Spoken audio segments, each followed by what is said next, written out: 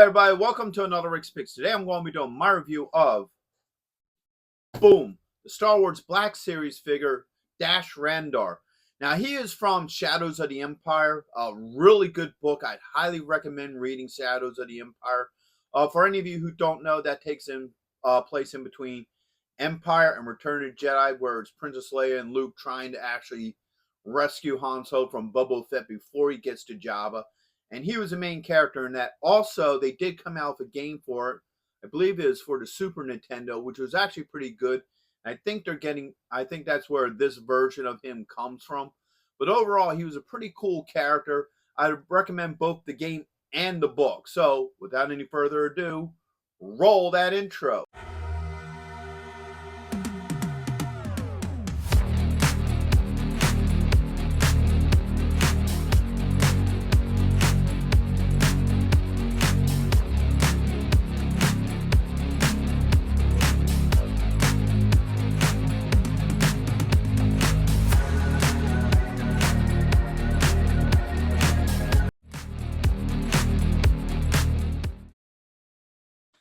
All right, so here he is in packaging. Overall, you got your standard Black Series packaging. So you got Star Wars Black on top, open window of the figure, his name, Star Wars Shadows of the Empire, your choking hazard, age restriction, and Hasbro. On this side, not much going on. In the back, you get a little bit about him. You get a artist drawing of him, which looks pretty cool. And then you got your legal over on this side here.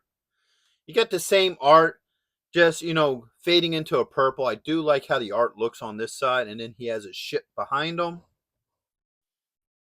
The top, nothing going on there. Bottom, you got your legal and skew. So, with all that being said, let's open him up and see what he's about. So here he is, out of packaging. Like always, the first thing we're going to do is go through his points of articulation. So the head does move. Get a shoulder joint here. Ooh, a little bit tight. There it goes. Oh, man. There is no real swivel in here. There it goes. All right, elbow joint and a wrist joint. All right, let's get this other one up. Does have a joint here underneath the ribs. Should have one here at the hips. No, he doesn't. He actually doesn't have any kind of hip joint. Got a thigh joint, a knee joint, a swivel, and an ankle joint. All right, so he doesn't have that many points of articulation, but for the most part, what he does have works. So now let's start. Whoops, straighten up that head a little bit. Let's start looking at his finer details. So first off is the head sculpt. I feel it does look how it should look from the game.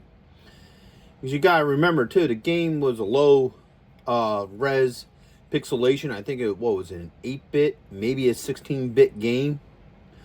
So, you don't have the best looking faces to go off of, but overall, I do like the head sculpt for him. And now you work down into his body, so you got the padding around the shoulders. You can see some of the armor detail in, the chest armor. You can see that brown padding going from the navel down to the inner thighs. His belts down to his boots. Come around to this side. You can see the holster for his blaster. Oh man, this arm is stiff as hell. Ooh. All right, bring that arm down. You can see the details on that. Come around to the back here.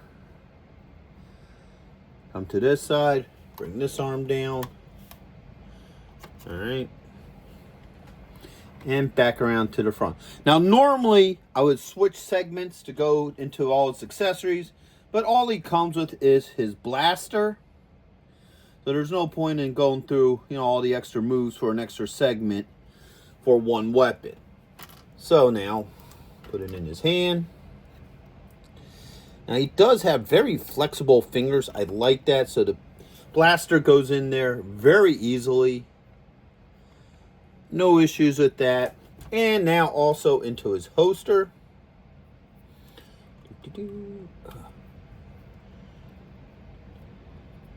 Boom. All right, so the blaster fits nicely in there. No issues. So everything seems to work fine with this figure. Okay, so let's get into my final thoughts of them. So first off, all his joints work, for the most part, pretty well. The shoulder joint here gave me a little bit of an issue. You may want to add a little bit of heat to it. It also might be something specific to this figure because I didn't have any issues with any of his other joints. But that's something to be aware of. He does come with a blaster. It fits well in his hand, goes in the holster well. And I do feel like overall he is a good looking figure. So, would I recommend this figure? Yes, I would. I think he would be a great addition to your Star Wars Black series as an extended universe character. I always liked him from the books and also from the game. So, I would recommend him to go with your Star Wars collection. So, with all that being said, next I want to do is give a shout out to everybody who helps this channel be what it is. First on that list is Byron Bassett and his alter ego, Humongous. He does a lot of things to help out with the channel, and he's a big supporter of the channel. Plus, he also has his own YouTube channel and show that he does every Sunday. So go ahead and check out his information in my description. Next on the list is Action Figure Geeks. They're a Reddit channel that I'm part of that also helps out with this channel and a big supporter, and their information is in there as well. And next would be Joe Goddard. He's been a big supporter of this channel for some time now, and he just started his own YouTube channel, so go ahead and check out his info in there as well. And most of all, I want to thank all of you, everybody who likes, shares, subscribes, become members, you know, everybody who watches the videos to the end. I really appreciate all of you because without you guys, this channel wouldn't be what it is today. So thank you very much. Now, I also want to ask everybody to go ahead and check out my Star Wars playlist and my membership program, plus hit that like, share, and subscribe. They're all small clicks for you, but it really helps this channel grow. So until the next one, late.